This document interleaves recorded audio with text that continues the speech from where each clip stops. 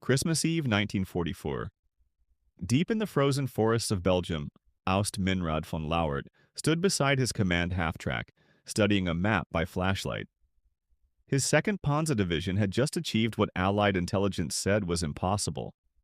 They'd broken through American lines, raced 60 mi west in 8 days, and now sat just 4 mi from the Meuse River, the last natural barrier before the open roads to Antwerp. On paper, Lockhart commanded a formidable force.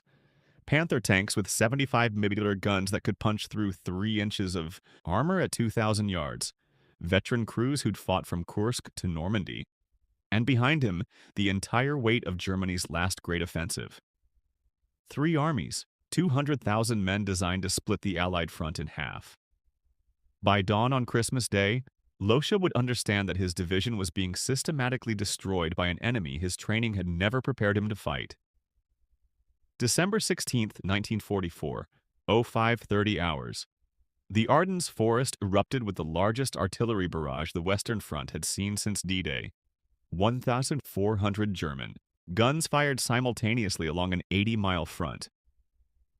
In the American positions thinly held by inexperienced divisions resting after the brutal Hirkan Forest campaign, the world became fire and steel. Lauer's 2nd Panzer Division attacked as part of General Hinrich von Luttwitz's 47th Panzer Corps. Their mission: punch through the American 28th Infantry Division, race to the Meuse River bridges at Dinant, cross before the Americans could blow them, then drive north to Antwerp. Speed was everything. The entire offensive depended on capturing American fuel depots intact, because Germany's synthetic fuel plants bombed relentlessly by the 8th Air Force could no longer supply the Wehrmacht's needs. The first 48 hours went exactly as planned. American units caught completely by surprise fell back in confusion. By December 18th, Losched's Panthers had advanced 30 nummers. By December 20th, they'd bypassed Bastogne to the north, leaving that fight to other units and pushed toward the MS. Locher's division moved with the confidence of veterans. These weren't the green replacements filling out German divisions in late 1944. These were men who'd survived 3 years of Eastern Front combat. They knew how to move fast, how to exploit gaps, how to keep the enemy off balance. Their Panther tanks, 60 tons of sloped armor, and long-barreled 75mm guns were technically superior to anything the Americans fielded. But there was a problem Lauser couldn't see from his command vehicle. A problem that would become catastrophic by Christmas Eve. His division was running on fumes. The Germans had planned to capture American fuel depots at Stavelot, Malmedy, and other key points. But American engineers, even as they retreated, systematically destroyed or evacuated every fuel dump in the German path. When KF Group Piper, the spearhead of 1st SS Panzer Division, reached Stavelot on December 17th, they found the massive fuel depot empty. 3 million gallons of gasoline gone. Pipers, Tigers, and Panthers, which consumed 1.5 gall per mile, ground to a halt. Lobker faced the same crisis. By December 22nd, his division had resumed its advance after the weather cleared. But every mile west stretched his fuel lines thinner. The roads behind him, narrow, winding Ardennes forest tracks, were clogged with supply vehicles trying to bring forward the fuel his Panthers desperately needed. And now something else was happening in the skies above. The weather had cleared. For 6 days, thick fog and low clouds had grounded Allied aircraft. That fog was Germany's greatest ally. It neutralized the overwhelming American air superiority that had devastated Wehrmacht movements since Normandy. But on December 23rd, the skies cleared, and with them came the fighter bombers. Republic P-47 Thunderbolts, 7 tons of radial engine Fury, each carrying 2,000 lb of bombs and 8 5-in rockets. They came in waves, dozens, then hundreds. They didn't hunt for specific targets. They hunted for anything that moved on the roads leading to the German front lines. Loser's supply columns crawling forward through the forest roads became death traps. A P-47 would spot a convoy, roll into a dive, and release its rockets at 400 mph. 8 rockets, each with a 60 Oral B warhead, could destroy an entire truck column in seconds. The fuel trucks Loucher needed already scarce burned on the roads behind him. But Loser's forward units didn't know this yet. On December 24th, his lead camp grouper, Camp Groupon Berm, later reinforced and renamed Camp Groupon Kockenhausen, reached the village of Celle, just 4 miles from Dinant and the Meuse River. They were the furthest west any German unit would reach. From Celle, they could see the river valley. Victory seemed within reach. What they didn't know was the American response forming around them. Major General Ernest Harmon commanded the U.S. 2nd Armored Division, Hell on Wheels. On December 24th, he received urgent orders. Stop the German spearhead at Celles before it reaches the Meuse. Harmon had exactly what Locquer didn't: fuel, ammunition, and complete freedom of movement. The 2nd Armored Division rolled out with 390 tanks. Most were M4A3 Shermans, the 75mm gun variant that German crews mockingly called Ronsons because they lit up on the first strike. On paper, the Sherman was outmatched by the Panther. The Panther's 75mm KWK-42 gun could penetrate a Sherman's frontal armor at 2,000 YD. The Sherman's 75mm M3 gun needed to close to 500 YD to have a chance at a Panther's frontal armor. But Harmon wasn't planning a fair fight. Christmas morning, 1944. 9 hours the attack began. Combat Command A of the 2nd Armored Division, built around the 66th and 67th Armored Regiments, approached Celles from the north and east. They didn't charge straight at the German positions. They maneuvered. Sherman platoon moved through the wooded hills, using terrain to close the distance before the Panthers could bring their superior guns to bear. At the same time, fighter bombers from the 9th Tactical Air Command filled the sky. P-47 Thunderbolts and P-38 Lightnings, coordinated by forward air controllers with the ground units, struck every German position they could find. The Panthers at Celle, already low on fuel, unable to maneuver, became stationary targets. Laussart, monitoring the battle from his headquarters several miles east, received increasingly desperate radio reports. His forward confrere was surrounded. American tanks were attacking from multiple directions. His Panthers, immobilized by lack of fuel, could only rotate their turrets to engage. And the American aircraft, wave after wave, made any movement suicidal. The battle that followed wasn't the dramatic tank duel of popular imagination. It was systematic destruction. Sherman platoon would advance to firing positions, engage a Panther from the flank or rear where its armor was vulnerable, then withdraw before the German crew could respond effectively.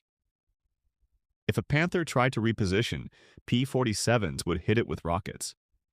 If German infantry tried to set up anti-tank positions, artillery would saturate the area. American artillery firing with unlimited ammunition, coordinated by forward observers who could call down fire missions within minutes. By noon, KF Grupphausen had lost cohesion. Individual Panthers fought isolated battles, their crews knowing they had nowhere to retreat. Some crews abandoned their tanks and tried to escape on foot through the forest. Others fought until their ammunition ran out, then destroyed their own vehicles to prevent capture. Lieutenant Colonel Hugh O'Farrell, commanding the 67th Armored Regiment's assault, later reported destroying or capturing 82 German armored vehicles in the Celles pocket. Panthers, Panzer of IVs, half-tracks, and assault guns. The exact number of Sherman tanks involved in the direct assault varied by sector, but at minimum 50 Shermans from multiple companies participated in the coordinated attack that morning. The battle lasted 3 hours of intense combat, followed by mopping up operations through the afternoon. By evening on December 25th, Camp Group of von Kochenhausen had ceased to exist as a fighting force. Approximately 600 German soldiers escaped on foot, abandoning all their vehicles and heavy equipment. The rest were killed or captured. Loser, receiving the final reports, understood immediately. His division's spearhead, its most experienced troops, its best equipment was gone, and with it any chance of reaching the Meuse. Lucia stood in the cup of his command half-track, binoculars pressed to his eyes, watching the tree line 2 kilometers to the east. It was 13:20 on December 24th, and he just received the report that made his stomach turn. American armor, at least battalion strength, moving towards Chellas from 3 directions. His signals officer called up from inside the vehicle. Radio contact with camp group was breaking up. They were reporting yabos overhead, many yabos. Lower didn't need to ask how many. Through the gray winter sky, he could already hear them. The distinctive roar of radial engines that every German soldier had learned to fear. I bore 47 Thunderbolts, and where there were Thunderbolts, Sherman tanks would follow within the hour. He climbed down and spread his tactical map across the hood of the half-track. The situation was clear, and it was catastrophic. His division spearhead, Camp Group Kockenhausen, the unit he was with, sat in Chellas with perhaps 40 operational Panthers and Panzer IVs. Behind them stretched across 15 kilometers of forest roads. The rest of 2nd Panzer Division was strung out in a vulnerable column. No fuel to maneuver, no air cover, and now American armor closing from multiple directions. His operations officer delivered the fuel report, enough to move each Panther perhaps 8 kilometers, the Panzer IVs maybe 12. 8 kilometers, the Meuse River was 4 kilometers away. They could reach it, but then what? Cross on what bridges? With what fuel to continue the advance? With what support from units that were themselves out of fuel? At 1345, the first American artillery shells began falling on the outskirts of Teld. Not a preparatory bombardment, just ranging shots, methodical and precise. The Americans weren't rushing. They were setting up a systematic destruction. Loscher's radio man handed him a headset. His division commander was on the command net calling from the rear.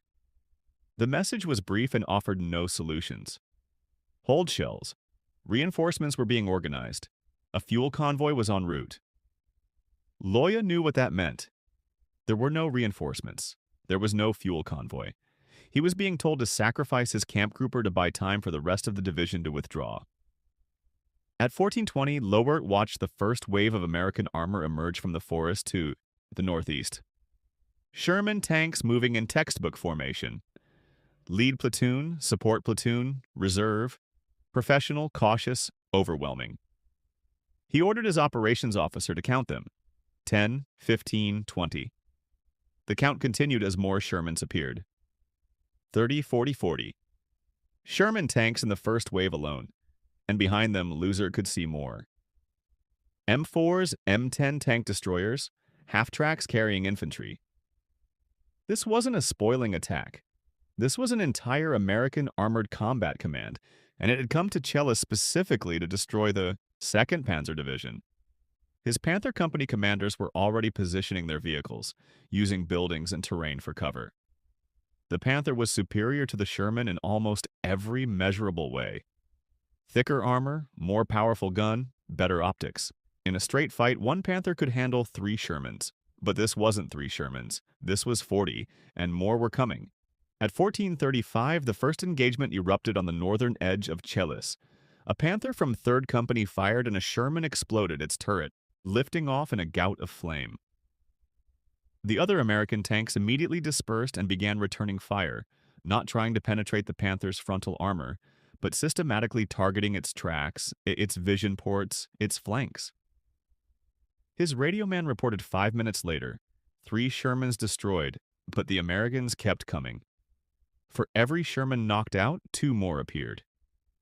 Loser understood what he was watching. This was the arithmetic of American industrial power made visible. The United States was producing $2,000 Sherman tanks every month. Germany was building 385 Panthers. The Americans could afford to lose 3 tanks to kill 1 Panther and still win the exchange. His radio man's voice cut through. Headman Dean Bach was reporting his company down to 6 operational Panthers. He was requesting permission to fall back. The transmission ended in a burst of static. Through his binoculars, Loscher saw why P-47s were making their attack runs, rockets streaking down into the German positions. One Panther took a direct hit and erupted in flames. Another trying to reposition through a track and became immobile, a sitting target. His operations officer pointed south. More Shermans, always more. At 1510, Locker made the calculation every commander dreads. He'd lost 3 company commanders in 2 hours. 17 Panthers destroyed or immobilized, ammunition running critically low, and the Americans were now moving to encircle Chellas completely. At 15:35, Locker gave the order no panzer commander wants to give. Destroy what we cannot take, his operations officer stared at him. Loreshirt explained they were breaking out southeast toward their own lines. Every vehicle that could move would move now. Everything else, Panthers, half-tracks, supply trucks, thermite grenades in the engines. He would not leave operational panzers for the Americans. The radionet erupted with confirmations, protests, desperate requests for clarification. Lower cut through them all. Execute immediately. They would move in 15 minutes. What followed was controlled chaos. Crews scrambled to transfer ammunition, fuel, and wounded personnel to the vehicles that could still move. Engineers placed demolition charges on immobilized Panthers. Thermite grenades designed to burn through engine blocks were activated and dropped into tanks that had run out of fuel. Looser watched a Panther commander, a young lieutenant he decorated just 3 weeks earlier, climb out of his tank, place the thermite grenade, and walk away as white-hot fire began consuming the engine. The Littman's face showed no emotion, just exhaustion. By 1600, only 12 Panthers remained mobile. By 1615, 8. The Americans weren't letting them withdraw cleanly. Sherman tanks were pushing into Kells from 3 sides now, and the P-47s had returned for another strike. At 1630, Leuckart's command half-track lurched forward, leading what remained of Camp Group of Kochenhausen southeast through a narrow gap in the American encirclement. Behind him, Chell was burning ahead. 10 kilometers of forest roads crawled with American patrols. His radio man handed him a message from division headquarters. Status report requested. Lauter took the message form and wrote in neat, precise script. Camp Grouper Kochenhausen combat ineffective, estimated 70% vehicle losses withdrawing to friendly lines. He didn't mention the 40 Sherman tanks still hunting them. He didn't mention the P-47s that would return at first light. He didn't need to. The numbers told the story. By nightfall on December 24th, Locker had reached German lines with 140 men and 4 operational Panthers. He'd started the day commanding a camp grouper of 800 men and 42 armored vehicles. The Americans would report destroying or capturing 82 German armored vehicles at Shells, Panthers, Panzer IVs, half-tracks, self-propelled guns. It was the single most decisive engagement of the Battle of the Bulge's northern shoulder, and it marked the furthest western penetration of the entire German offensive. But for Locker, sitting in a frozen farmhouse that night, writing his after-action report, the numbers meant something different. Each destroyed Panther represented a crew. 5 men trained for months, now dead or captured. Each abandoned half-track represented infantry he'd commanded, now walking back through enemy territory or sitting in American pea cages. His operations officer brought him coffee. Real coffee somehow procured from a supply depot. The men were asking what happens now. Lower looked up from his report. What happens now? The truth was obvious but impossible to say aloud. Germany had just spent its last mobile, reserves on an offensive that gained nothing and lost everything. The Americans would replace their losses within a week. Germany never would. He told them they would regroup, receive replacements, prepare for the next operation, but there would be no replacements. The factories that built Panthers were being bombed around the clock. The fuel refineries were destroyed. The training schools had no instructors left.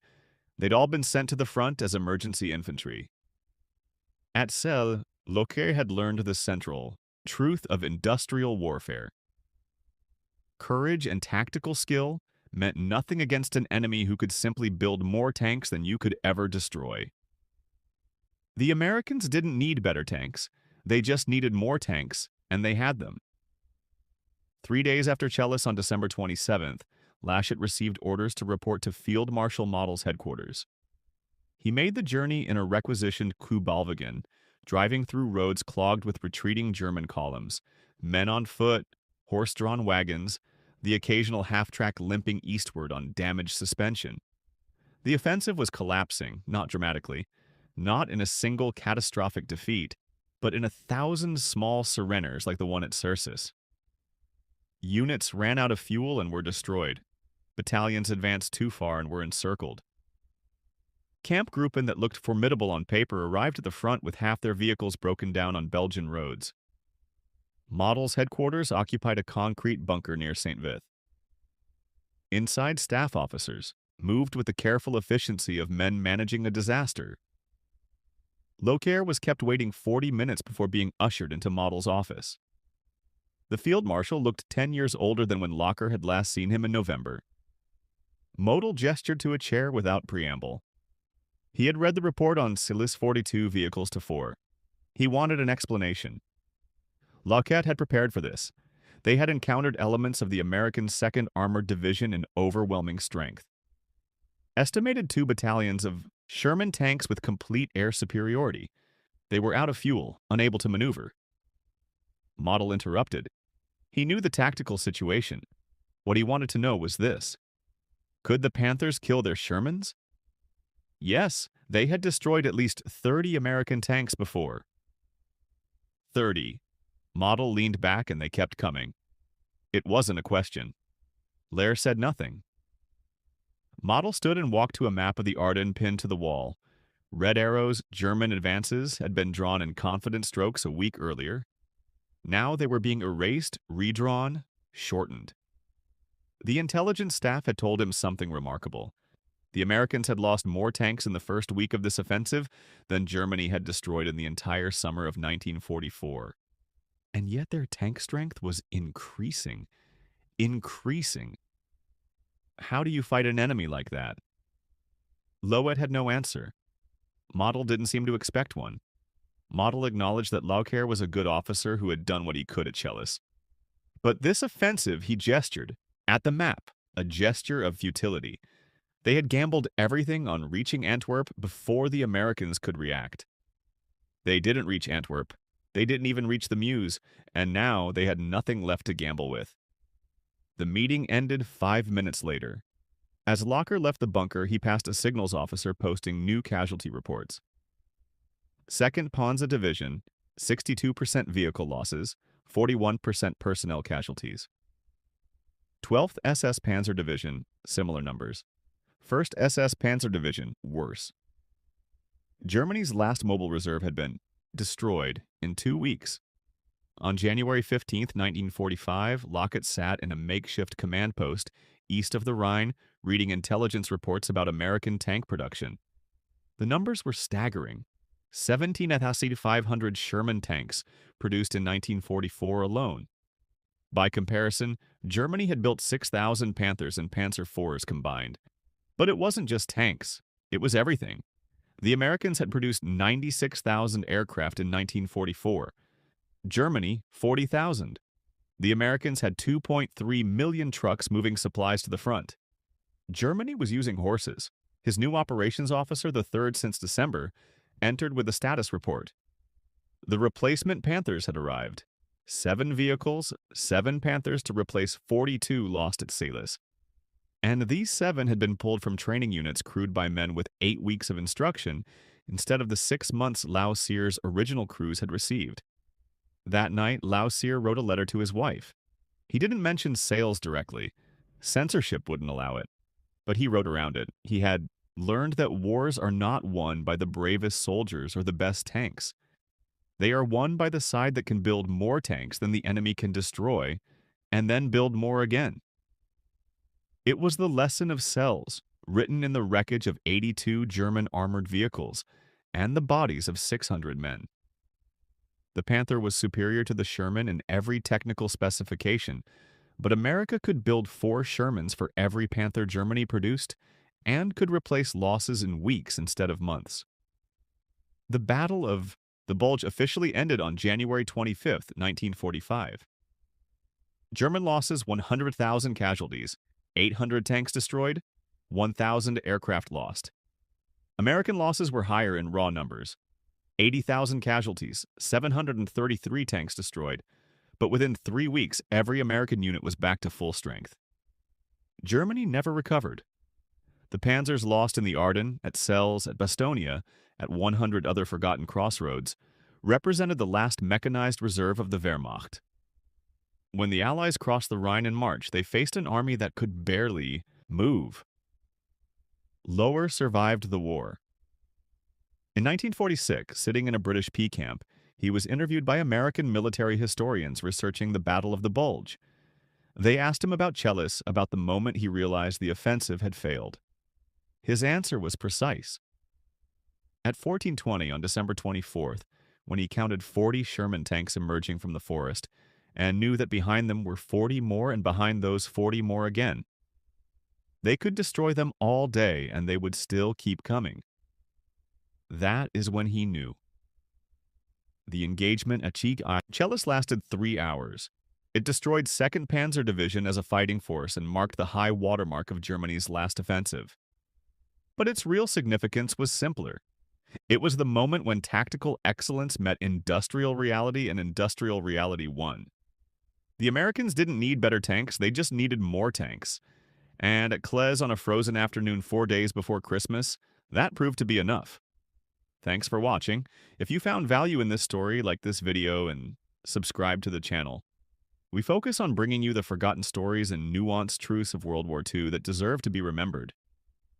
Where are you watching from today, and what other forgotten stories would you like us to explore? Your engagement helps us continue bringing these important histories to